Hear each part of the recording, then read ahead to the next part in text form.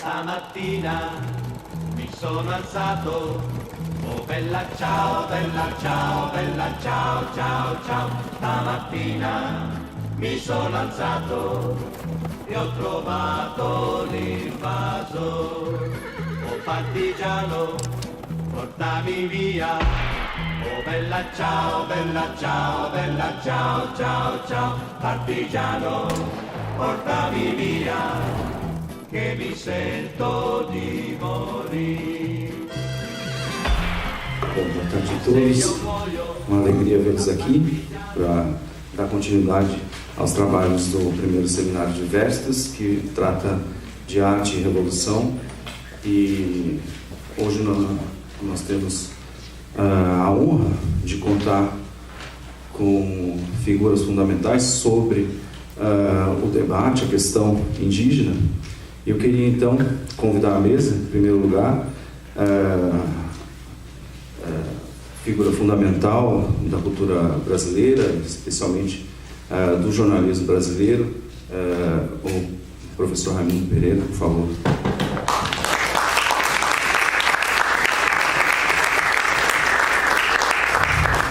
Para quem ainda não sabe, Raimundo Pereira é um nome associado à imprensa de resistência nos anos 60 e 70, editor do Movimento, entre outros periódicos fundamentais, e recentemente é o editor da Retratos do Brasil, a Retratos do Brasil, que enfim, desenvolve um jornalismo fundamental, especialmente nos dias que correm, né? Um jornalismo empenhado, investigativo, reflexivo, e que se tornou coisa rara na imprensa brasileira. Então realmente é uma honra para nós do seminário ter o Raimundo aqui, junto com uma outra figura fundamental desse debate da questão indígena, que é o Spence Pimentel, a quem eu convido também.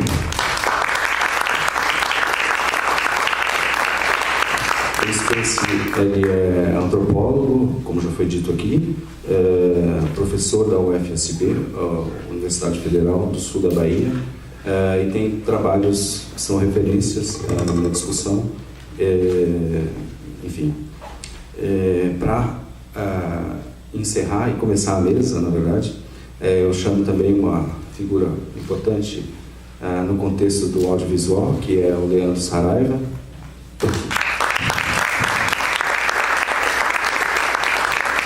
O Leandro é doutor pela ECA USP, com tese importante sobre questões de gênero no cinema. Enfim, tem trabalhos diversos sobre o cinema brasileiro, mas ele não se dedica exclusivamente à reflexão, mas também à prática cinematográfica.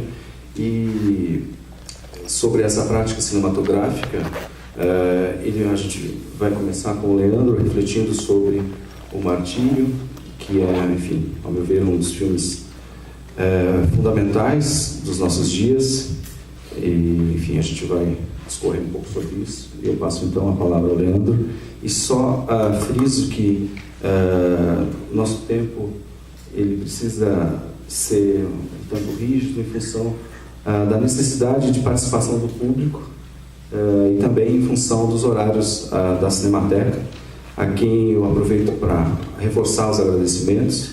A Cinemateca acolheu esse seminário e nos deu todo o aporte possível, se desdobrando e construindo esse seminário junto com a gente. Então, eu agradeço nominalmente a Olga Futema, diretora da instituição.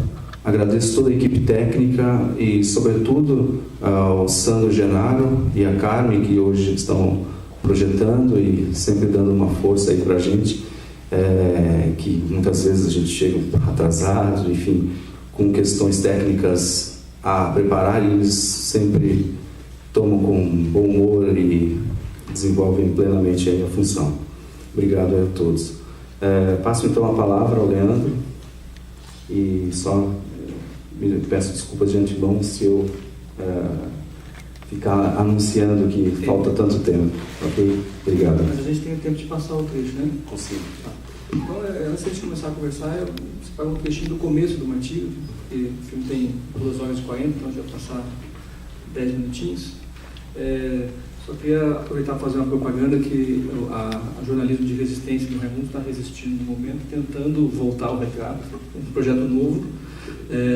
Não é fácil manter esse tipo de atividade, então quem quiser saber mais pode perguntar para ele no intervalo. Estamos nos organizando, então colabora com ele. Estamos nos organizando para relançar, né, o projeto em bases capazes de fazer alguma resistência de fato. Bom, então a gente pediu lá o pessoal para deixar no ponto, então os primeiros minutinhos do filme para a gente ter um pouquinho da sensação.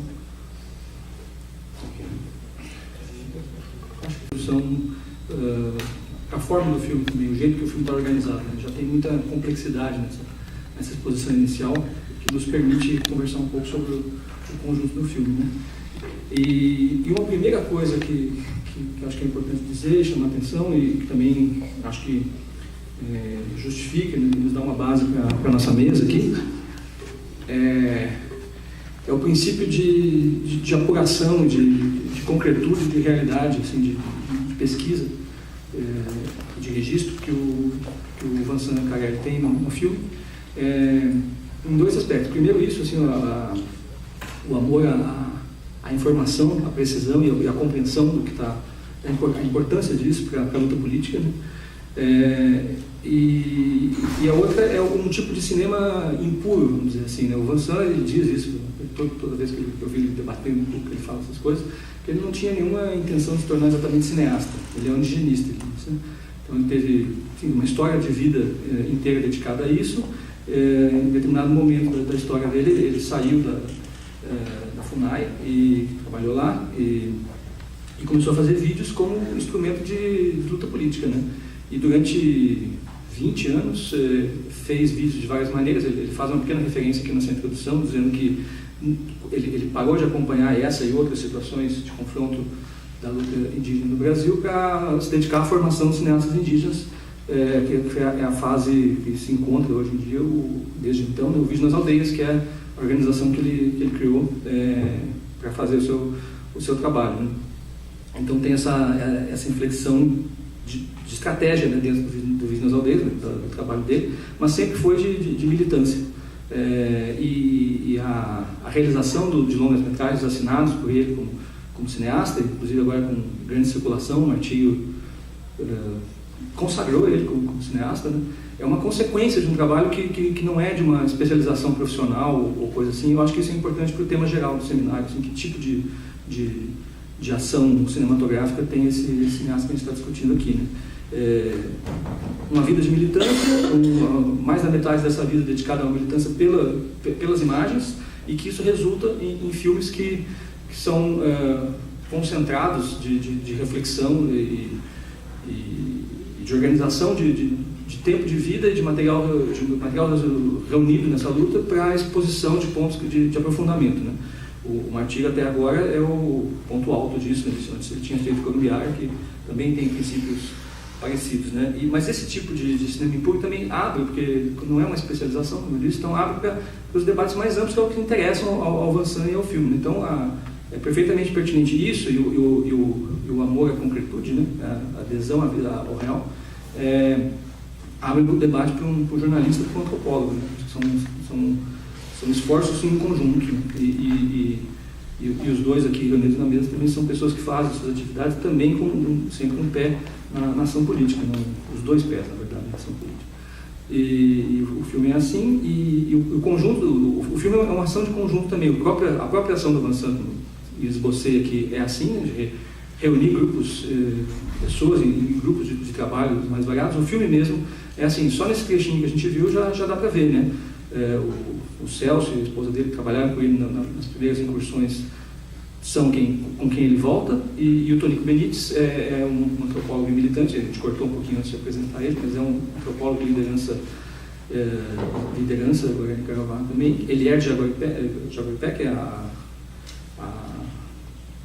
Jogapigué, que é a aldeia que está sendo discutida aqui nesse começo.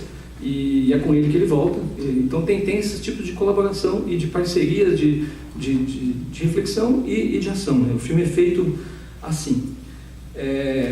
Bom, isso dito assim de introdução, né? Acho que eu queria chamar a atenção para alguns princípios que eu acho que são bem importantes de estruturação do filme, né? Bom, antes dos princípios, assim, né, eu vou começar pela minha opinião e afirmação e depois tentar dar estofo para isso, né? Eu acho que Martírio dizer assim, é o novo Cabra Marcado para Morrer. O Cabra, um filme feito de 84 pelo Coutinho, ele fez um balanço do momento político e marcou uma periodização do cinema brasileiro, né? Como se fosse um balanço da ação do projeto do cinema novo, né? do cinema moderno, um cinema empenhado na intervenção histórica, que criava as suas formas a partir desse empenho, diálogo íntimo e único com esse empenho, né? Quem faz essa marcação é o Ismael Xavier, nos textos dele, fala isso do Cabra, né? E uma das coisas que ele diz dessa transformação de período da cultura brasileira é que uma das coisas que o Cabra marca é o fim do que o Ismael chama do mandato político do cineasta, né? Os cineastas do cinema novo tinham esse mandato de fazer uma reflexão sobre o país e apontar caminhos, né? Depois disso, não. O cinema se dispersa em várias ações, se profissionaliza, isso aparece no Cabra, inclusive, e tal. Bom, o Vincent começou a fazer cinema nesse período, né? E começou com uma adesão militante radical, existencial, vital, e como já disse, o cinema surgiu disso aí. É um tipo de representação da história, da política brasileira diferente do que se fazia antes, né? Eu acho que tem o mesmo poder, em termos de tamanho de poder, assim, de potência do filme, tem o mesmo poder de revelação da história brasileira do que tem um Cabra Marcado. Mas as questões são outras, é a partir de uma luta específica, que não é específica, na verdade, ela se sugere como específica, mas a atenção a ela, o aprofundamento mostra que ela é calcada na história da formação do país, né? E está ligada a um movimento social, né? Se fez a história que permite o filme existir se faz junto com esse movimento social, e o tipo de empenho político do Vincent também é de outra natureza que daqueles cineastas do cinema novo. Eu acho isso importante para pensar nas relações entre arte e política. Bom, isso é uma primeira coisa, né? Juntando com o que eu estava tentando dizer antes, sugerir antes, como é que se faz isso, né? Como é que se chega nessa dimensão tão aprofundada da história, né? Através de vestígios, também ajuda. Os vestígios que são esses que estão, essas pessoas na beira da estrada e seus fragmentos de memória e de história e as imagens que o Vincent mesmo fez. Essa ideia de vestígio também tem a ver com o Cabra. Tem um texto, eu acho, bem importante do Jean-Claude Bernardet sobre o Cabra Marcado, que fala isso, né, de que o Cabra organiza os vestígios da história, porque a história dos vencidos é sempre de vestígios, né? A história com inteireza e continuidade é a história dos vencedores, né? É a história da formação nacional segundo a bancada realista, como aparece no filme mais adiante, né? Que está um pouco sintetizado na fala da Cátia Abreu, né? Quando que os homens do campo, os trabalhadores do campo, segundo ela, a bancada realista e os fazendeiros teriam paz, porque se trata disso, né? Um país em ordem e progresso, crescendo e tal. Os índios são os criadores de problema, né? Então o Vincent vai reunir esses fragmentos, assim como o Cabra reuniu os fragmentos do presente para entender o que aconteceu entre 64 e 84. O Vincent, a curva histórica é mais ampla, para entender o que está acontecendo nesse momento que ele registra e nos dois momentos que ele registra, né? No primeiro tempo de filmagem, no final dos anos 80 ao final dos anos 90, e agora na retomada, a partir da intensificação dos confrontos e a partir do discurso da mídia, que fragmenta as informações das notícias e generaliza em termos de índios, de violências e tal. Ele vai lá e assim, vamos entender do que se trata isso. Ele coloca em cima da mesa o que ele mesmo filmou, os contatos que ele já tinha, retoma esses contatos e começa a aprofundar, a mergulhar na história, como ele diz aqui nessa apresentação.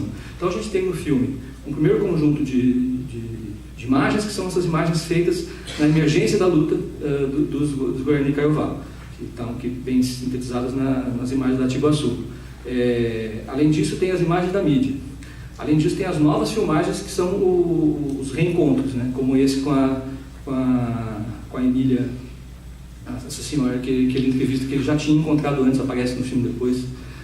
Então, eu tive as marcas do tempo nela e as marcas da violência que ela sofreu. Isso acontece algumas vezes no filme. Então, as retomadas de filmagem. E os arquivos históricos.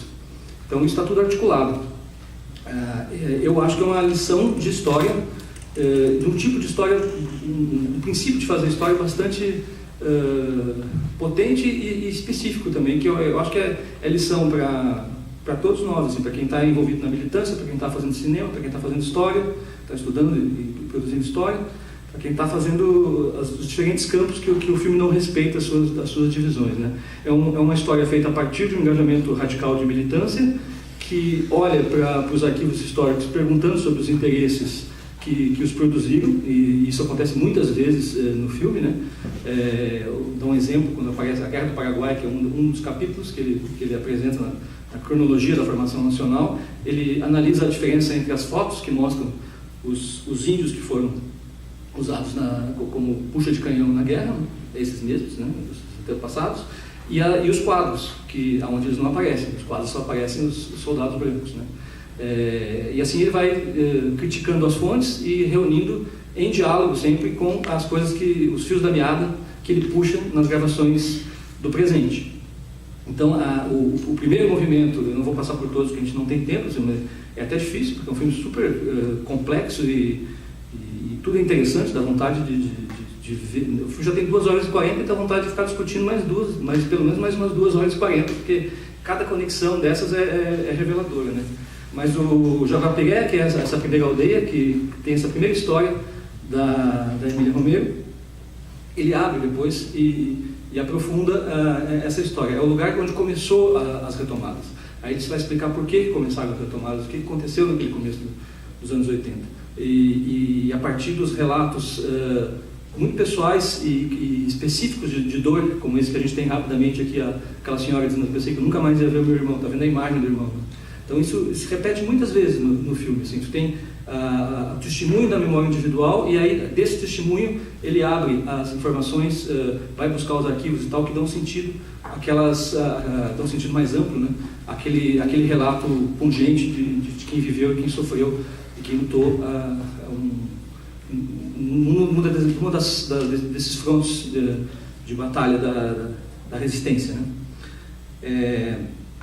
E isso vai crescendo ao longo do filme, e o próprio filme tem uma reflexão sobre si mesmo. Tem um momento que eu acho que é bem significativo disso, que eu estou querendo sugerir, assim, que é uma ação política que reflete sobre si mesmo, sobre a concretude da realidade, vai aprendendo com essa adesão à luta, né? Que essas imagens fortes da Tiguaçu, que a gente vê no começo, dos rezadores, e depois das conversas do dia seguinte, ela é retomada no meio do filme, quando a gente já tem um bom progresso de compreensão de tudo que estava envolvido, e então ele traduz as falas dos índios reunidos, dos Guarani Kaiowá reunidos na Tiguaçu. E aí, quando traduz, a gente que só entende português, a gente percebe que aqui a gente só entende a palavra capitalismo, né?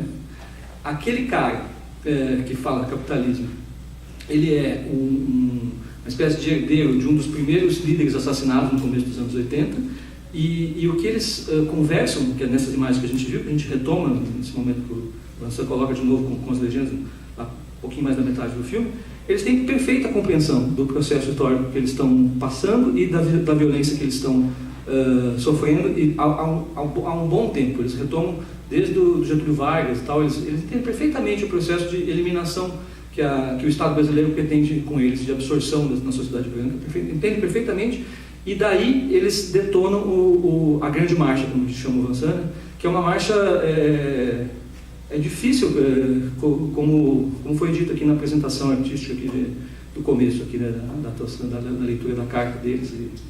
É difícil a gente ter a dimensão do que é essa Grande Marcha. Eles saem do nada, eles são pessoas que estão excluídas das estatísticas, eles não existem. Só existem as pessoas que estão concentradas em umas reservas ridiculamente pequenas, que foi o que sobrou para eles. Isso está contado no filme, no seu momento, né? E a partir disso, nessa reunião que surge da primeira grande onda de violência contra eles, quando eles começam a não suportar mais, porque tem uma explosão demográfica enorme nas reservas e tentam se organizar por seus direitos até chegar à luta da Constituinte, que a gente viu aqui o momento mais forte, que é do Krenak no plenário. Ali eles esboçam e vislumbram, não é que esboçam, vislumbram uma marcha épica mesmo, que não vai terminar na geração deles. A gente vê aqui a Emília Romero, já uma senhora velhinha, perto de morrer, que passou a vida fazendo isso, e foi isso que eles vislumbraram nos anos 80. Nós vamos fazer uma marcha que é para o povo, é a partir da morte a sobrevivência. Uma geração inteira que vai se dedicar a isso. É impressionante. Então essa visão grandiosa de resistência impossível, mas impossível de ser derrotada também, é o que o Vincent filmou quando ele foi pela primeira vez, em 88, e que ele compreende, a gente compreende junto com ele no filme e compreende junto com eles quando a gente chega no momento de retomada das imagens da Tiguaçu e percebe nas legendas que eles se lançaram numa aventura de história do povo mesmo, que vão resistir até o final. Então é difícil a gente ter a dimensão de uma coisa tão grandiosa e coletiva e tão totalizante, né? É uma ação de defesa do seu mundo. Um dos efeitos dessa composição desses diferentes materiais é uma montagem. Aí eu vou fazer um parênteses rápido aqui. Quanto tempo eu tenho? 5 minutos. O Martinho estava no Festival de Brasília no ano passado, e eu acho que especificamente no campo do cinema é um sintoma interessante, vamos dizer, no mínimo, que o Martinho não tenha ganho no festival. Como é possível que um filme desse não ganhe o Festival de Brasília? Bom, uma das coisas que eu ouvi, que eu acho também um sintoma importante de época, é que era um filme que não tinha muita riqueza de linguagem audiovisual, porque ele era só uma montagem didática. Assim, como diz, voltando ao texto do Cabra, ao filme do Cabra, tem um outro texto do Roberto Schwartz sobre o Cabra Marcado, que diz assim: se as imagens do bloco final do Cabra Marcado para Morrer, quando o Coutinho vai entrevistar os filhos da Dona Elizabeth, que se perderam no mundo e estão vivendo espalhados pelo país e tal, e uma senhora, uma mulher, uma das filhas, né, faz um discurso sobre a sua vida completamente melodramático, se sentindo uma vítima do mundo e tal, ou seja, perdeu o espírito, ou seja, diz o Robert Schwartz nesse texto, né, se vingar a visão de que é essa a posição do filme, de que é um melodrama de uma moça coitada que perdeu o seu sentido, se não vingar a percepção histórica da ruptura de ação política coletiva que está implicada nessa imagem, é porque perdemos, e o sentido de construção histórica popular se perdeu.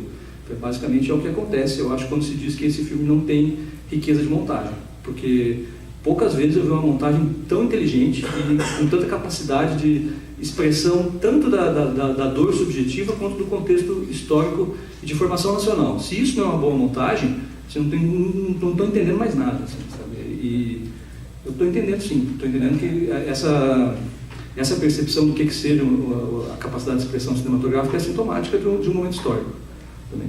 Bom, mas o filme faz o que os Guarani fazem, resiste, né? Uma das coisas que eu acho mais incrível é isso, assim, é que o filme consegue fazer que a gente acompanhe um pouco, pelo menos, dessa grandeza, dessa visão e dessa luta Guarani, porque quando ele vai montando esse quebra-cabeça, a gente vai vendo a dimensão da coisa, de que essa formação nacional, ela foi desde o começo de eliminação de quem não está na elite dessa formação, uma formação por cima de uma nação, né? Não é uma formação popular. Quando a gente consegue perceber um pouco disso a partir de fragmentos como a cacique Damiana, que vive na beira da estrada há 12 anos, ou uma outra imagem do rapaz que era da aldeia dela, que atravessa a estrada e vai mostrar e dizer o nome de cada um dos que estão enterrados ali na beira da estrada, né? Então, a partir desse vestígio, desse pedaço de vida jogado e que está imbuído dessa visão profética que está expressa na Tiguaçu, a gente conseguir ver a grandeza do movimento que está acontecendo, da Grande Marcha, é o resultado mais poderoso do filme. Assim, é aprender, como mostra esse movimento que eu falei, né, de retomar Iguaçu e entender o que está sendo dito, né? O filme consegue nos sugerir um pouco dessa capacidade de visão histórica que os guaranis têm. A partir desse nada de olhar para uma plantação de soja, vai até o infinito e dizer assim, aqui é o meu Tecorá, aqui é a terra sagrada de onde veio o meu povo e onde estão enterrados os meus mortos, nós vamos voltar para cá, porque aqui é o nosso lugar. Isso é uma visão, eles são de profética, e é mesmo, e é o tipo de profecia histórica. Para isso tem que convocar os mortos, né? Então é aquelas imagens que a gente estuda em epistemologia da história dos vencidos, as imagens bonitas mesmo, fortes, né? do Benjamin, né? Do anjo da catástrofe da história, que vê a pilha de catástrofes, e a partir dessas catástrofes que estão escondidas pela visão do progresso, que pode surgir a ruptura, né? Isso está feito em ato na vida e na luta do Guarani, e está feito em ato nesse filme, que acorda os mortos como a luta Guarani acorda. Nós estamos todos aqui, desde os mortos do século XIX até o último da semana passada, e acontece isso no filme, eles registram pelo menos 2 mortes.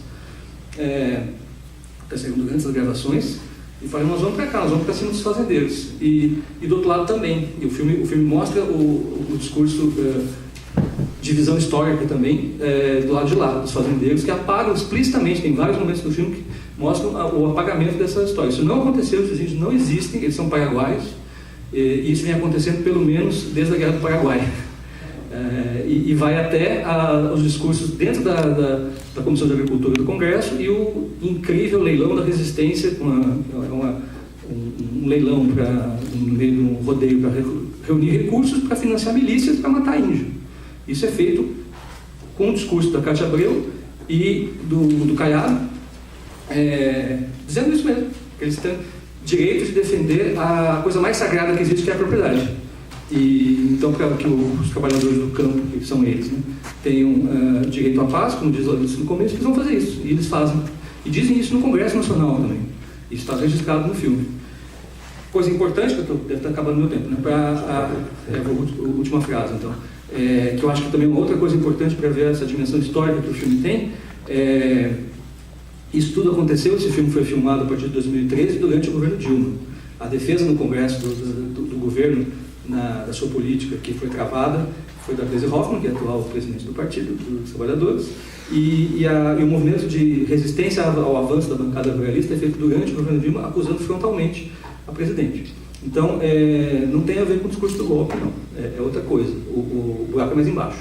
A violência contra esse povo não é desse governo, é da sucessão dos governos que define o que é o país. Eles estão dizendo assim, caguei para o país de vocês, aqui isso é a nossa história, e se não nos incluir... O discurso do Ailton Krenak, em 88, diz tudo, né? Isso é a síntese política, né?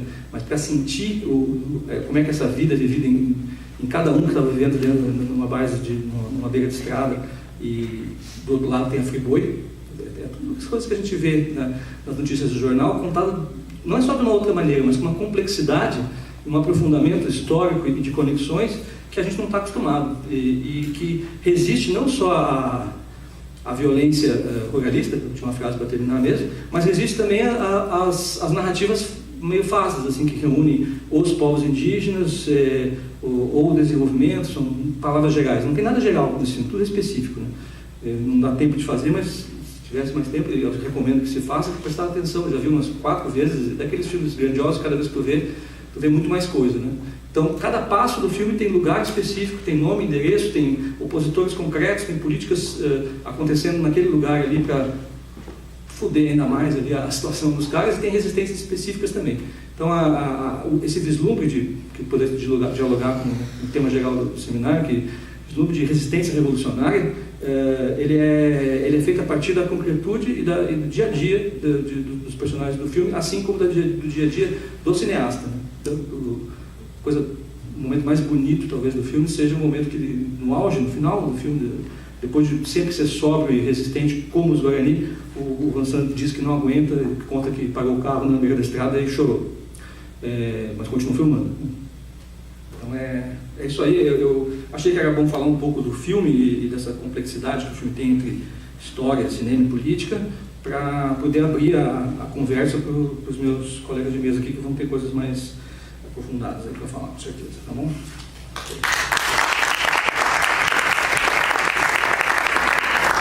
Obrigado, Leandro. Passo então a palavra ao Raimundo Pereira.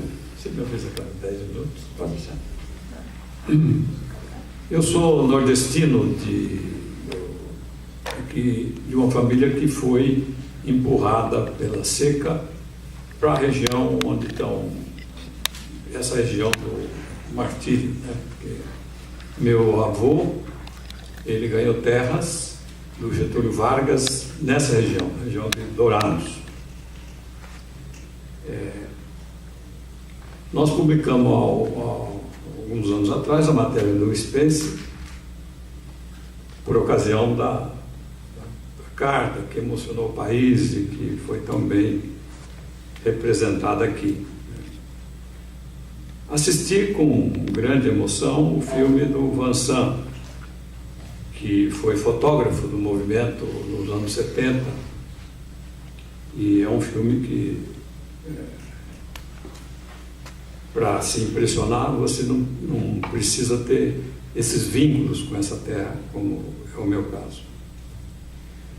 A minha admiração pelo povo paraguaio é muito grande, e eu acho que quem pensar um pouco não pode deixar de ter admiração por um povo, um dos raros povos aqui da nossa região, que manteve a sua língua, né, com inúmeras lutas, e que faz essa luta extraordinária para manter sua cultura viva, se manter vivo, como eles mostram bem. Eu até tenho uma filha que é adotiva, que é paraguaia e brasileira, e tenho muito orgulho desse fato. Eu vou falar de um contexto mais amplo para situar um pouco essa história. Meu ponto de vista é de uma pessoa que se considera anticapitalista, internacionalista,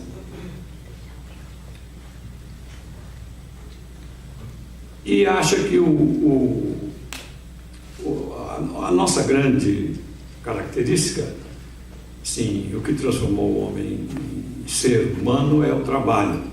E o que caracteriza o capitalismo essencialmente é que ele levou a transformação do trabalho em dinheiro a um limite que hoje você pode perceber como ele é gigantesco e absurdo.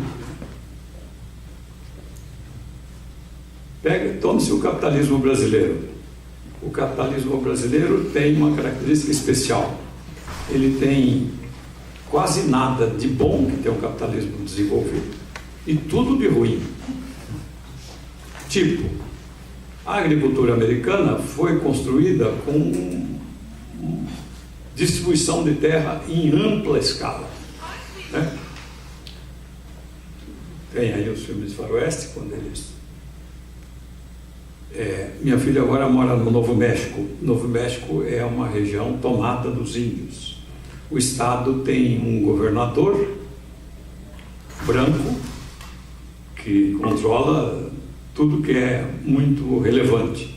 E tem 17 governadores índios, que tem basicamente uns desertos, áreas desertas, cassinos, mas tem o título honorífico de ser governador, porque houve lá um acordo, a água toda do estado do Novo México é a água do Rio Grande, essa água é toda para as terras da população dos ocupantes americanos e europeus, né?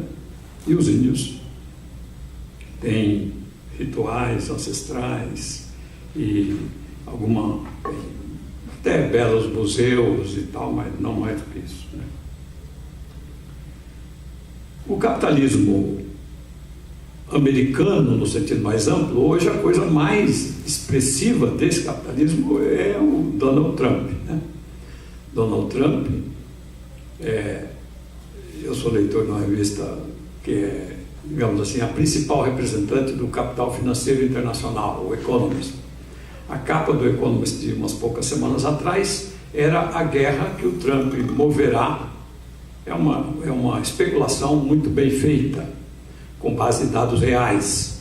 Como ele destruirá a Coreia do Norte em março de 2019.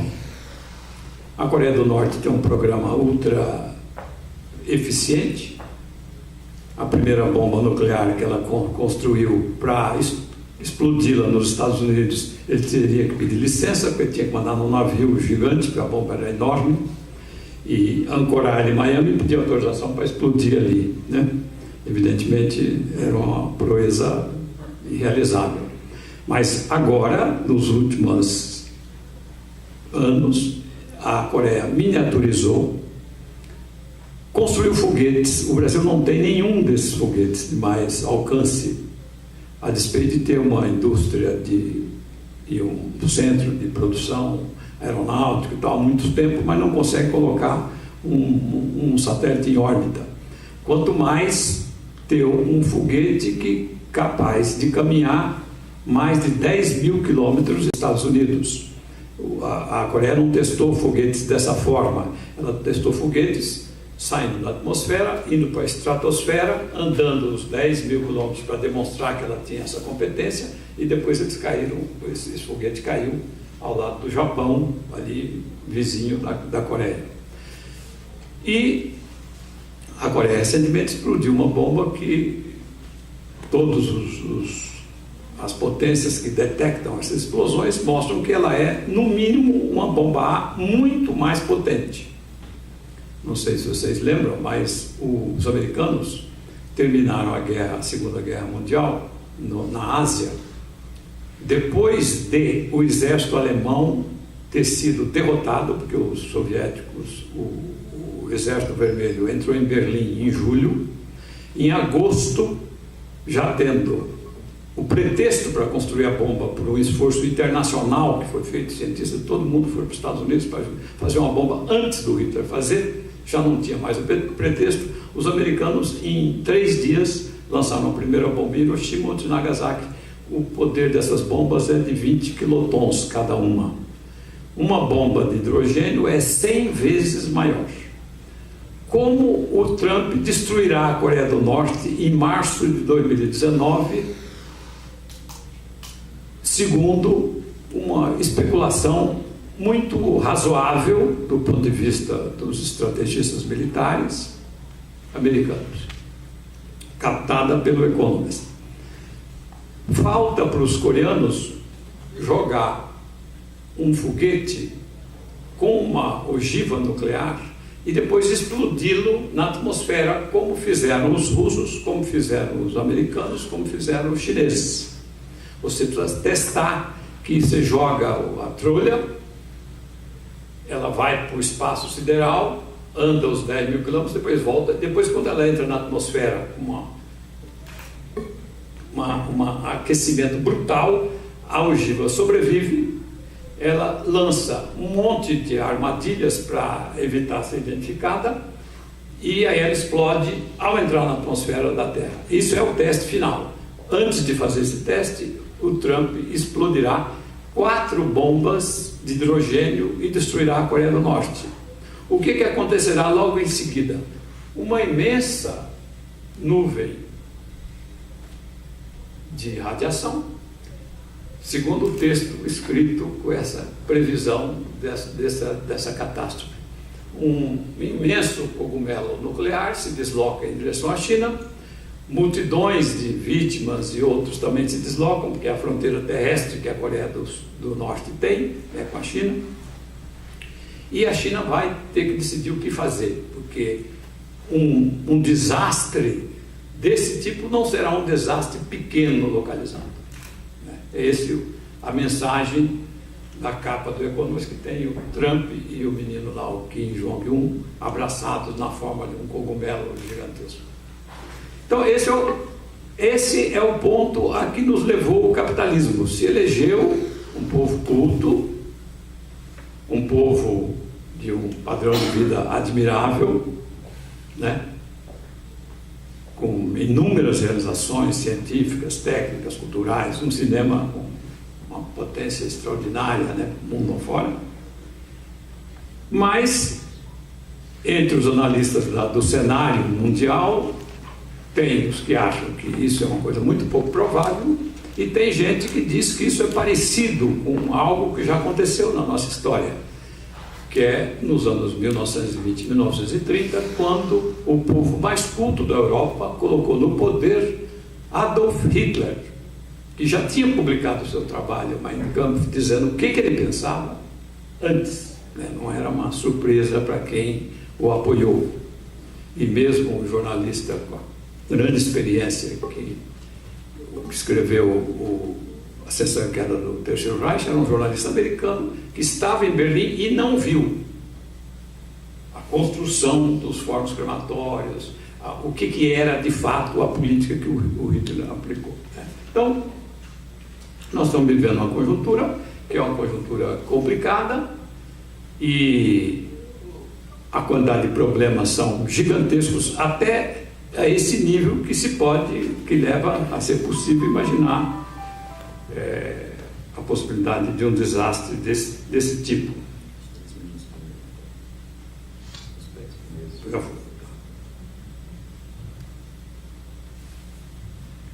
Qual é a perspectiva de como eu vejo essa situação?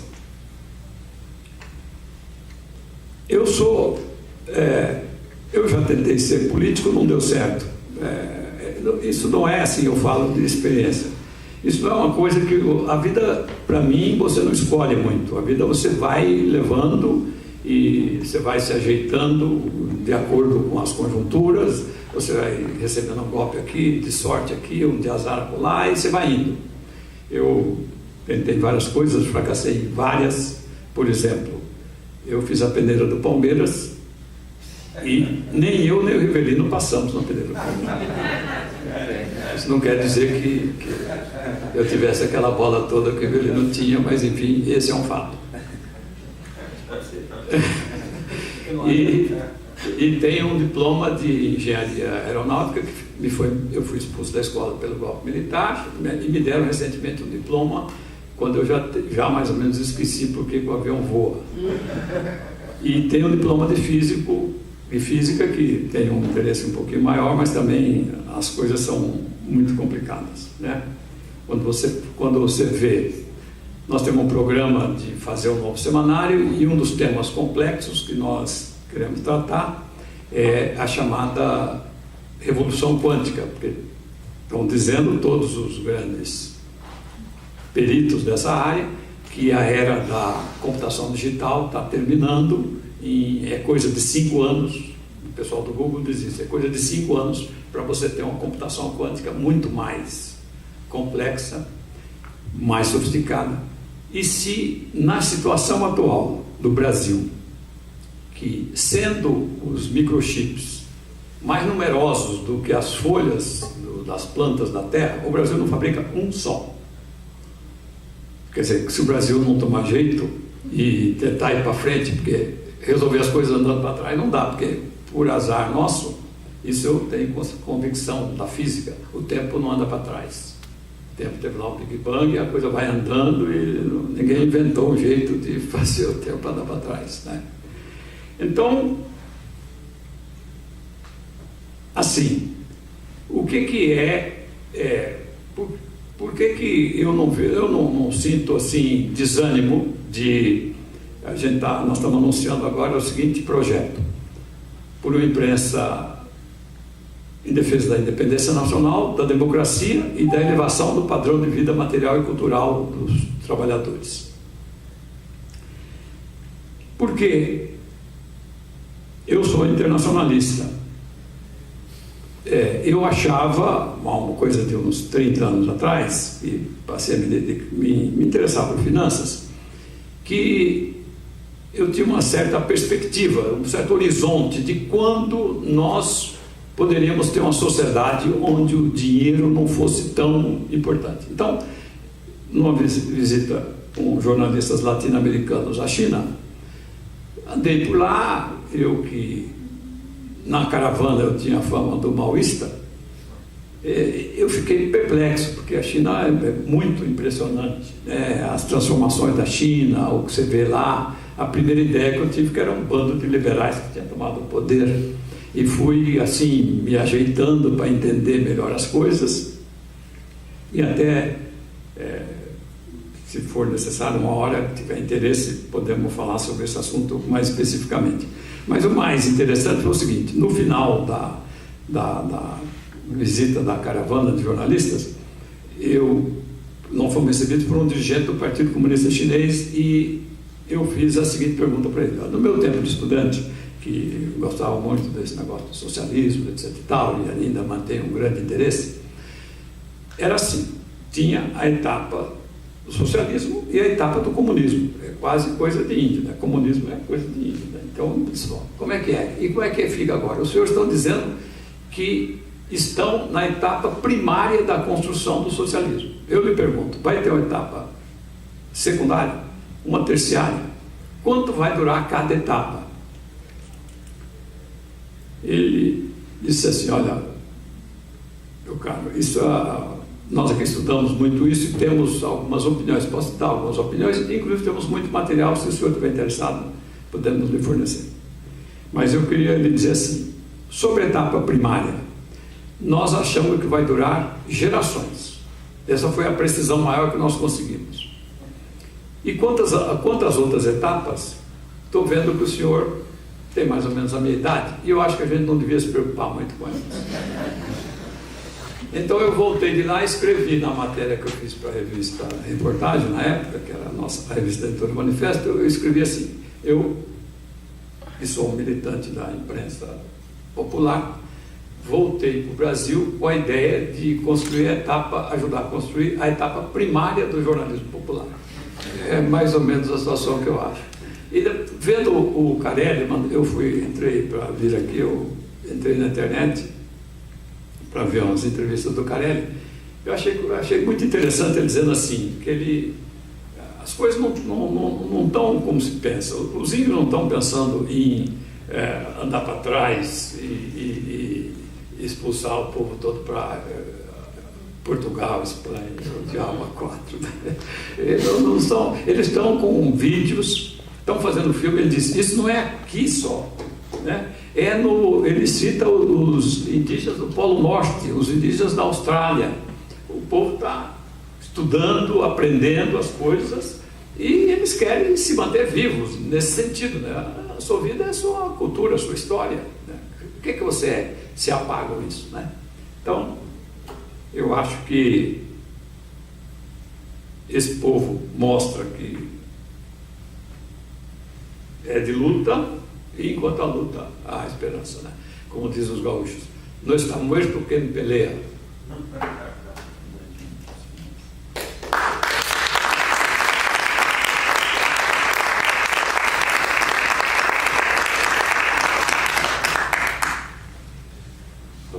Eu agradeço então ao Raimundo e passo a palavra ao Ospense. Boa tarde aí a todos e todas aí. Agradecer a vocês pelo convite aí, pessoal do Diversitas, né, e particularmente também ao Leandro, né, minha iniciativa aí, né, de propor que a gente estivesse junto aí também.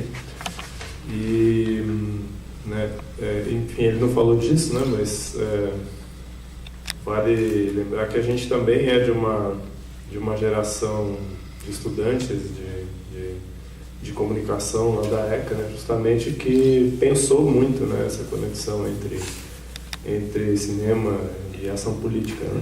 A gente, 20 anos atrás, já, a gente começamos a editar a revista Sinopse, né? E, enfim, isso em torno de uma série de outras ações na época, né? E, por sinal, tanto em movimento político que vários dos nossos colegas da ESP foram parar na política, justamente, da área cultural aí, né? Mas, então, acho que tem uma conexão aí. E, por outro lado, né, enfim, sem nem falar Raimundo aí, né, que, enfim, né, é mestre dos mestres nossos, né, inclusive, né.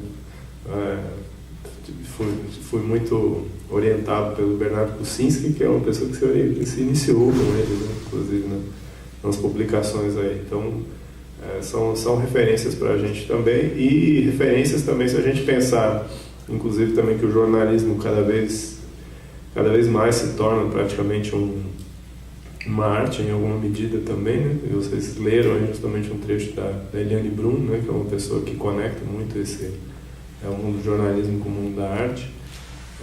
Acho que estamos falando de alguma maneira de escrita, de palavras e de política, né? E estava aqui Raimundo justamente aqui, mas nosso Nhanderu aqui, nosso Tudjar aqui, justamente falando sobre fazendo essa análise de conjuntura mundial, né?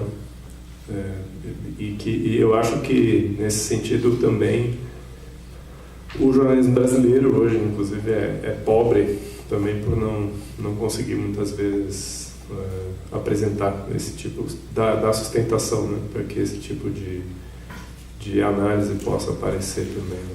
Enfim. Bom, também falando um pouco da apresentação aqui que iniciou, né? Achei bastante interessante assim, que ela deu de alguma maneira um tom para a gente que é um pouco na linha do que eu proporia pensar a respeito do martírio, né? Tenho pensado o martírio, nos últimos tempos, nos últimos 2 anos tenho atuado na UFSB, né, lá no sul da Bahia, num bacharelado interdisciplinar em artes, né?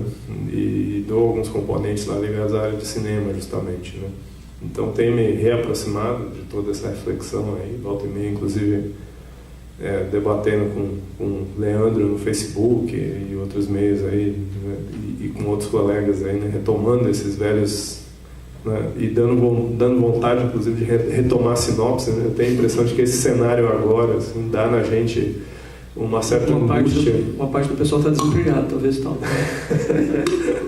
E esse cenário atual me parece que dá na gente uma certa angústia, assim, de alguma maneira parecida com o que a gente tinha nos anos 90, né, que nos levava aos debates, né, da sinopse. Mas eu acho que o martírio é interessante pensar nesse sentido, né? O martírio, ele por um lado, ele é um filme muito do Vincent, mas por outro lado também ele se conecta então com algo mais amplo relativo aos Guarani Kaiowá. Acho que tem um mérito do Vincent aí, enfim, além de tudo isso que Leandro falou, né, no sentido de ele ter voltado ao Mato Grosso do Sul depois desse tempo todo que ele ficou afastado, né? Enfim, quem trabalha com populações indígenas ou já trabalhou alguma vez sabe assim, dessa expectativa, dessa necessidade sempre de retorno, né, de resposta, né, às comunidades, né, que muitas vezes se reclamam, né, de às vezes gerarem estudos, gerarem trabalhos, imagens, muitas vezes depois não terem acesso a isso, muitas vezes, né? Então esse trabalho que Vincent fez nesse momento aí, né, tem um dos componentes principais justamente foi voltar com essas imagens para lá, né? E o filme registra em vários momentos aí também as reações das pessoas, né, tendo acesso novamente a essas imagens, né? O período em que eu estive mais intensamente fazendo trabalho de campo lá para o doutorado, né, que coincidentemente quando estoura na internet essa história da carta, exatamente a semana que eu estou terminando de escrever meu doutorado, foi em outubro de 2012, foi uma coisa bem cronometrada, assim, muito curiosa. E esse período, então, em que eu estive em campo lá, era exatamente um período em que, nas comunidades, a gente recebia sempre esses comentários de que eles estavam preocupados em registrar a história do movimento da Alto Iguaçu, que as pessoas estavam morrendo, eles queriam ter esses registros, né? Eles queriam ter alguma forma de mais efetiva de poder passar algo sobre a história do movimento, a importância da história do movimento para as novas gerações, né? E inclusive eu vinha engajado no processo também de tentar fazer alguma coisa a respeito disso, né? Essa expressão, né, a palavra que age, é também o título de um documentário um filme etnográfico que a gente fez entre 2010 e 2011, né, a respeito dos cantos xamânicos, né, e a sua relação com a política. E esse filme é um filme curto, uns 20 e poucos minutos. Ele estava conectado, o material bruto que ele gerou estava conectado também a esse esforço de entrevistar essas pessoas veteranas lá do movimento. Por exemplo, Hamilton, né, que é esse que foi citado por Leandro ali, morreu em 2013, né, um pouco depois desse período que eu estive por lá. E curiosamente também, a filha dele hoje é uma liderança de uma das retomadas lá, né, lá em Anderu-Marangatu, a Inaê. Então, quer dizer, tem muita coisa aí, mas tem esse sentido também dessa volta dele. Mas ao mesmo tempo, né, ele se conecta com um processo mais amplo, como eu estava dizendo, que é um processo que foi gerado por esse movimento indígena Guarani Kaiowá como um todo, né? Então eu vou oscilar um pouco aqui entre falar do filme, mas falar também sobre esse outro movimento com o qual ele se conecta, que é esse movimento mais amplo, né? E que eu acredito que a gente deva considerar ele de uma forma semelhante ao que acontece com os zapatistas, né, no México, no sentido de ele não ser exatamente não ser apenas um movimento indígena em si, mas que ele, além de envolver um movimento indígena, ele envolve todo uma entourage, todo um coletivo de não indígenas, né, apoiadores, né, como se costuma dizer, né, que, seguindo as orientações do movimento, se dedica a dar visibilidade a essa luta indígena, e isso já desde os anos 70. Então, quando a gente fala desse movimento indígena, a gente está lembrando também do Conselho Indigenista Missionário, a gente está lembrando dos antropólogos, né, como aparece ali no filme o Celso Aoki, por exemplo, que é um dos antropólogos que trabalhavam lá desde os anos 70, né, e que pertence a essa mesma geração do Vansan, né. Tem um outro antropólogo aí também importante desse período, que é o Rubem Tomás Almeida, né, que ainda vive no Rio, estive com ele aí há 2 semanas. Uma outra figura muito importante do CIMI nessa época, que depois se tornou um historiador, orientador de muita gente lá no Mato Grosso do Sul, que era o Antônio Brandi, né? Foi um dos responsáveis por impulsionar, por exemplo, um outro braço que também foi muito importante dentro do movimento lá. E o movimento esteve muito conectado à educação, né? Então você teve um processo desde a implantação de alfabetização, de educação básica nas comunidades, nas retomadas, gente que ia lá fazer alfabetização, lá Paulo Freire mesmo, assim, e depois isso foi se ampliando, né? Foram exigindo escolas, e a partir das escolas, dali a pouco você já estava reivindicando também professores indígenas, e a partir do momento em que você começou a ter professores indígenas, então você começou a reivindicar formação específica para os professores indígenas. Depois disso surgiu um magistério indígena, que é o Araverá. Depois do magistério indígena surgiu uma licenciatura intercultural indígena, que é o Tecoarandu. E hoje você já tem até professor de Universidade Federal que é indígena, que é o Eliel Benites, por exemplo, lá de Dourados, que por sinal também é cineasta. É um dos coordenadores da ASCURI, que é a Associação Cultural de Realizadores Indígenas, né? Então, quer dizer, tem toda essa conexão aí. E Brandi, por exemplo, foi uma figura fundamental nisso aí. Na época, CTI, né, PKN, que ainda pode fazer parte do Celso Aoki.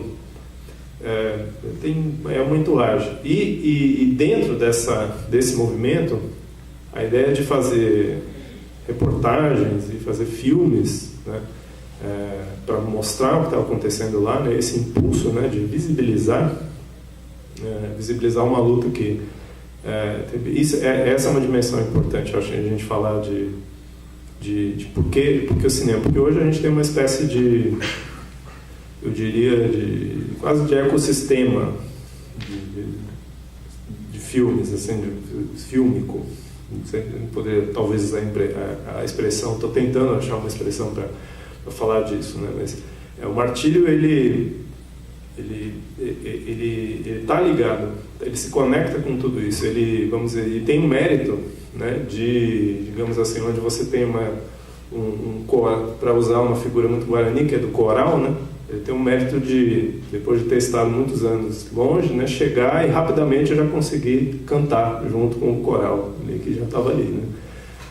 Tinha um bocado de gente lá ali tentando cantar ali, né, para chamar a atenção dos deuses. Ele chega rapidamente, ele já se afina direitinho e consegue cantar, e dá essa grande contribuição, que é o martírio, efetivamente. E que está muito conectada, né? Acho que para a gente entender, para a gente pensar martírio, a gente precisa pensar esses últimos anos, né? E pensar o que foi esse 2012, né? E também olhar, talvez, inclusive, essas outras produções, né? Porque tem outras produções que apareceram por lá. Eu acho que é interessante comparar, por exemplo, estava escrevendo sobre isso recentemente, aliás, comparar o martírio com Terra Vermelha, né? Leandro, acho que faria um belo exercício nisso, assim, porque é um intervalo de 10 anos, né? Quando eu cheguei no Mato Grosso do Sul para o trabalho de campo, Terra Vermelha estava sendo visto pelos indígenas, né? Fazia poucos meses que Terra Vermelha tinha sido lançada. Terra Vermelha foi importante para dar uma visibilidade para o movimento, né? O Ambrósio Vilhalva, outra liderança que foi protagonista, né, do Terra Vermelha, mas que também morreu já em 2013. Ele interpretava um líder de retomada, né, no Terra Vermelha, e ele era líder de uma retomada, né, do Guararocá, né, e morreu em 2013. E depois a demarcação de Guararocá foi anulada, né, justamente, né, Thalia Tânia que fez a reportagem a respeito disso. E se tornou, inclusive, um caso emblemático. E acho que daria uma boa comparação, porque Terra Vermelha, por exemplo, era um filme que, apesar de ter sua importância reconhecida, ele não era um filme muito apresentável nas comunidades, diferente do que é o Martírio, né, que já foi bastante apresentado. Porque esse outro modelo de cinema, por exemplo, que buscava denunciar, mostrando, por exemplo, a história de um menino que é o suicídio, entendeu? Isso nas aldeias isso não era mostrável, né, digamos assim, né? Porque na concepção dos mais velhos, dos sábios, dos xamãs, não é bacana, não é interessante, é pernicioso você mostrar imagens de suicídio, mesmo que sejam interpretações, né? Para um público mais jovem, que lá é um problema muito amplo, muito sério, nessa questão do suicídio. E a gente tem no meio do caminho aí também A Sombra de um Delírio Verde, feito pelo Cristiano Navarro, por alguns jornalistas estrangeiros, né? Que é um filme que eu compararia também com o tom do Martírio. Foi um filme que justamente nessa época de 2012 teve bastante audiência na internet. Eu lembro que eu produzi um post no Facebook na época que foi reproduzido por alguns movimentos aqui em São Paulo, e rapidamente, assim, alguns dos textos e vídeos que eu tinha linkado nesse post, como ele foi reproduzido pelo Mães de Maio, por exemplo, né? Que é um movimento com o qual a gente tem contato. Então o vídeo teve, sei lá, 500 mil views, assim, em poucos dias, né? A Sombra de um Delírio Verde, né? Mas que era um filme, quer dizer, que se conectava a esse esforço, então, de visibilização, né? Mas, enfim, teve seus alcances, teve seus limites. Foi visto por muita gente, ajudou muita gente a entender a conexão do movimento lá com a expansão já do agronegócio, porque já falava sobre a cana, né? E entrevistava, tinha uns trechos muito interessantes que ele conseguiu entrevistar gente da Única, gente lá da FamaSul falando sobre a cana e tudo mais, né? Mas tinha limitações que eu acho que, assim como o Baracá tinha suas limitações, assim como A Sombra do Delírio Verde tinha suas limitações, que de repente chega o Vincent, e o Vincent tinha todo esse material de arquivo, né? Então era fantástico, porque ele já tinha feito um bocado de coisa já nos anos 80, né? Tudo isso estava guardado, esperando para ser traduzido, né? Para ser compreendido, para ser conectado, e de fato era isso. Esse processo de montagem do qual estava falando o Leandro é um processo que, por exemplo, nesse mesmo período em que o Vincent estava lá explorando isso aí, eu produzi um artigo sobre a história do movimento Ataiguaçu, para entender as várias etapas do movimento, né? E, por exemplo, aquele momento que está registrado ali no começo é um momento crucial e muito rico, né, do movimento. É o momento da invenção dos Diroquiguaçu, né? É um momento em que porque quando começa quando ele tem uma outra palavra-chave que aparece ali relacionada ao Celso, né? Quer dizer, o Celso fez parte então lá do PKN, que eram os Cocoiguaçu. O que eram os Cocoiguaçu? Era um projeto de desenvolvimento trazido pelos antropólogos. A ideia era fazer roças coletivas. A ideia era fazer... Quantos minutos mais? Só com 10? Tá. A ideia era fazer um projeto de desenvolvimento. Isso estava conectado com uma certa mentalidade que existia na época na FUNAI, nos anos 70. Mas, enfim, como era tocado por gente que tinha muita sensibilidade, né, como o Celso, como o Ruben, então, pouco a pouco, os próprios indígenas foram dizendo, na verdade, o que eles queriam fazer daquele projeto. Né? E aí, como outros projetos que aconteceram, eu já vi você falando disso também, do que eles faziam lá nos CAO, por exemplo, né? Como essa economia indígena não é uma economia de criar excedente para comercializar, não tem essa lógica, né, de criar excedente para comercializar fora, para gerar uma renda, né? Então ela se tornava o quê? Então, se você tinha um excedente, o excedente virava festa, né? Então o resultado de um bom projeto de roça numa comunidade tradicional é festa, fartura, né? Então, se tem bastante, então vamos fazer festa, né? Então se multiplicavam as festas, né? O que contribui muito, né, para o bem-estar dentro da comunidade, né? Mas de uma forma muito diferente, né, do que os ocidentais esperam, né? E dentro desse ambiente, né, desse projeto das roças, então apareceu, isso está registrado na obra, apareceu então essa ideia de que, gente, ó, vocês estão aqui e tal, mas eu vou dizer para vocês, lá no lugar onde eu moro, que fica ali na fazenda tal, o fazendeiro está querendo me despejar.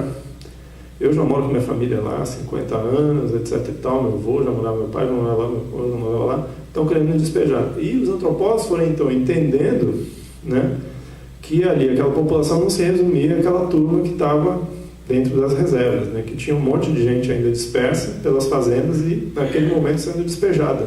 Estava naquele momento ali de finalização, digamos assim, da colonização ali do Mato Grosso do Sul, ainda tinha fazendas sendo desmatadas, abertas, né? A soja nesse momento estava se implantando ainda, a cana também estava se implantando, e então as estradas estavam sendo abertas, né? Nessa época minha família tinha ido morar lá na região, né, também. Enfim, eu não sou da época dos lotes aí, né, como o Raimundo estava contando, que é uma geração anterior, mas a minha família digamos, foi trabalhar no Mato Grosso do Sul nessa época, né? Até 1978, 79 não existia estado do Mato Grosso do Sul, era estado do Mato Grosso, né? Então foi criado o estado do Mato Grosso do Sul, então aí era todo um processo de desenvolvimento daquela região. E então, depois dessa etapa, você começa então a ter a organização de uma solidariedade entre as comunidades, né, para apoiar essas comunidades que estavam sendo despejadas, né, e dar visibilidade a essas ameaças, a tudo isso, fazer parte desse processo do movimento, né. E nisso aí foram aí alguns anos, né, até que num determinado momento se esgotou a ideia de que aquilo ali era simplesmente ação política e que era simplesmente algo que concernente, digamos assim, à ação dos capitães, dos chamados capitães na época, dos caciques, né? Então houve um momento em que os rezadores, os xamãs, começaram a dizer: não, a gente tem que organizar isso aqui direito. Se vocês querem que o nosso movimento tenha sucesso, então nós vamos ter que conversar com os deuses e efetivamente fazer com que as ações sejam feitas em conexão com eles para que elas realmente funcionem, né? E aí é que aparecem os Jiroquiguaçu, né, que estão registrados ali no filme do Ansan, né? Só para falar um pouquinho para vocês da importância histórica que esses registros aí têm para o que é o movimento lá. E essa ação, né, dos rezadores, justamente, é uma ação assim, muito, também, acho que muito importante para a gente refletir sobre essa relação entre arte e revolução, digamos assim, né? A gente está pensando isso, né? Eu vou ler um trecho para vocês de um poema de 1602, do Martim Barco de Centeneira, em que ele está falando de uma liderança guarani de uma rebelião de 1583 ou 1579. Uma rebelião liderada pelo xamã Oberá, no Guarambaré, em 1579. Né? Então, os versos são assim: deixando, pois, su tierra e próprio assento, la tierra adentro vino predicando. No queda de índio algum repartimento, que nos siga su voz e crudo mando. Com este ímpio pregón e mal descuento, la tierra se va toda levantando. No acude já al serviço que solia, que libertar a todos prometia. Mandou-lhes que cantassem e bailassem, de sorte que outra coisa não haciam. Então, o xamã, já nessa época, né, ele mandava a todos que cantassem e dançassem, de sorte que outra coisa não faziam. Né? Essa ação do xamã, nessa época, já era a ação de dizer: não fiquem aí trabalhando para esses espanhóis, né? Vamos cantar e dançar os nossos deuses e vamos mudar essas coisas, não vamos deixar que isso fique assim. Então, essa é a ação dos Cherokee, né? Então, é isso. Quando aquela famosa frase né, não é minha revolução se não posso dançar, né? Então, é disso que ela estava falando. Né? Essa ação política guarani é uma ação política que está intrinsecamente ligada ao canto e à dança, né? E os Cherokee, eles são exatamente o momento em que isso é ressaltado pelos xamãs, né? E é também um momento em que o movimento deslancha, é um momento em que o movimento floresce, digamos assim. Então, só para vocês perceberem um pouco assim do valor histórico disso que está aí para os próprios Guarani, para o movimento todo lá, e como esse sentido de retorno, né, que o filme tem, né? O que para nós são vestígios, né? Como o Leandro estava falando, né? Para eles são imagens que imediatamente, né, são reconhecidas. Meu tio, minha avó, meu pai, né? São memórias que estavam perdidas, que estavam afastadas, né? E que agora eles podem retomar, né? Eu acho que mais? Eu poderia falar um bocado de coisa, né, como estava dizendo o Leandro ali, mas um pouco só para vocês perceberem, né, do valor que esse filme tem, né? Um outro tema que eu estou tentando desenvolver também, os textos que tenho escrito sobre o martírio, né? Essa questão da visibilização, né, que rompe essa barreira histórica de indiferença em relação aos Guarani Kaiowá, né? Essa invisibilidade dos Guarani Kaiowá, ela estava muito ligada à ideia de que eles são menos índios, ou já não índios, né? Ou quase não são índios, ou já deixaram de ser índios, né? E eu acho que ela é particularmente simbolizada pelo Apicaí, né? Convido vocês que não assistiram ao filme ainda, ou quem assistiu, a pensar sobre o Apicaí. O Apicaí é um pequeno acampamento que tem lá, muito próximo a Dourados, né? Aquela estrada que aparece ali, a estrada que vai para Ponta Porã, né, que é parte do rodoanel da cidade, né? Então é bem no entorno da cidade mesmo. Hoje, ali nesse rodoanel, a gente tem cerca de 6 ou 7 acampamentos, né? O Apicaí é um deles, nem é o mais antigo, tem outro que eu acho em Uporã, acho que é até mais antigo que o Apicaí. Depois tem uns outros que são mais novos. Tem um clipe do Bro MCs, que é o grupo de rap, que se chama Coangaguá, que tem as imagens de um desses acampamentos. São imagens muito fortes também, porque é um acampamento que chama Boqueirão, e tem uma espécie de ferro velho. Tem um sujeito lá que parece que vende carcaças de carros e deixa as carcaças de carros lá também, assim. Então um cenário meio Mad Max assim, no acampamento, entendeu? Um clipe com um audiovisual muito interessante, assim, só para vocês perceberem. E o Apicaí, eu acho que ele assim, tipo, encerrando, assim, eu acho que ele é muito, muito simbólico no sentido de, quer dizer, vocês vendo o filme, vocês vão ver que eu acho que o sentido do próprio título do filme, ele fica mais forte no Apicaí, né? O Apicaí é quase que se a gente está falando de um acampamento que passa por um processo de martírio, é o Apicaí, né? Porque são muitas mortes por atropelamento, né? Tem aquela cena do cemitério que é muito impressionante, né? Eles ficam ali na beira da estrada, então tem uma faixa de terra muito estreita. A terra que eles pretendem, cuja demarcação eles reivindicam do outro lado da pista, é a terra que está ligada ao Bunlai, né? Aquele que foi preso na Lava Jato, né? Então, é da usina São Fernando. E então tem um trecho também que eles chamam de Já Tarde da Noite, né? Com a dona Damiana, né? A dona Damiana está um pouco embriagada e fala de um jeito muito amargo, muito entristecido, assim, né? Bem assim, tipo, deixa eu morrer aqui mesmo, né? Deixa eu morrer, uma coisa, né? Então, acho que se tem um acampamento que traz pra gente, assim, esse sentido do martírio, é o Apicaí, né? E o Apicaí, para mim, ele é, eu diria que o exato negativo de um outro fenômeno que a gente tem com imagens aí ligado aos indígenas brasileiros, que é esse fetiche que existe pelos índios isolados, né? A todo momento aparece essa ideia dos últimos, a humanidade virgem, né? Os últimos isolados da Amazônia, etc. e tal, né? E aí vem aquelas imagens que são vendidas aí por essas agências internacionais, né? Esse fetiche, né? Por essa ideia de uma humanidade virgem, né?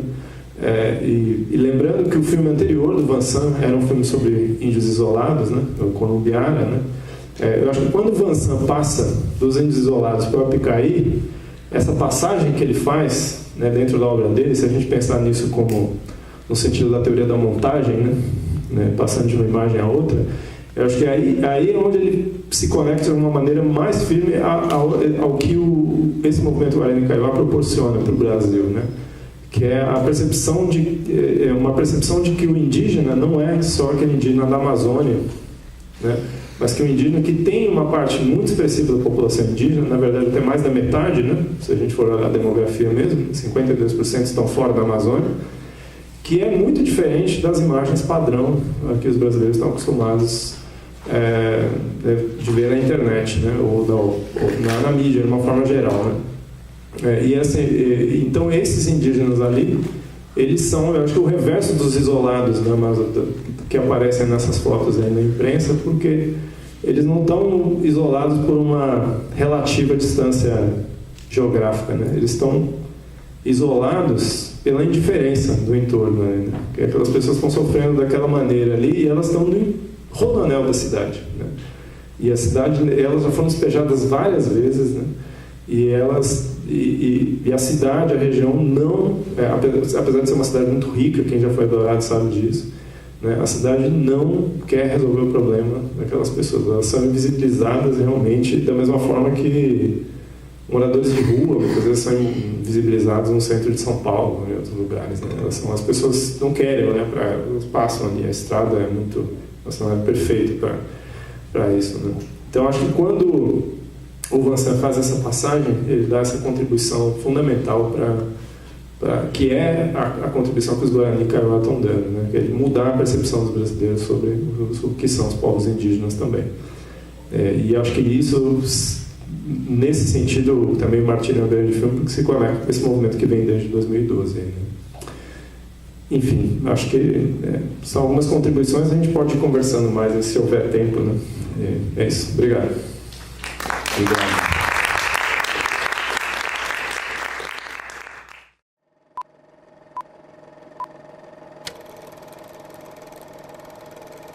Stamattina mi sono alzato, oh bella ciao, bella ciao, bella ciao, ciao, ciao. Stamattina mi sono alzato e ho trovato l'invaso, oh partigiano, portami via, oh bella ciao, bella ciao, bella ciao, ciao, ciao. Partigiano, portami via, che mi sento di morire.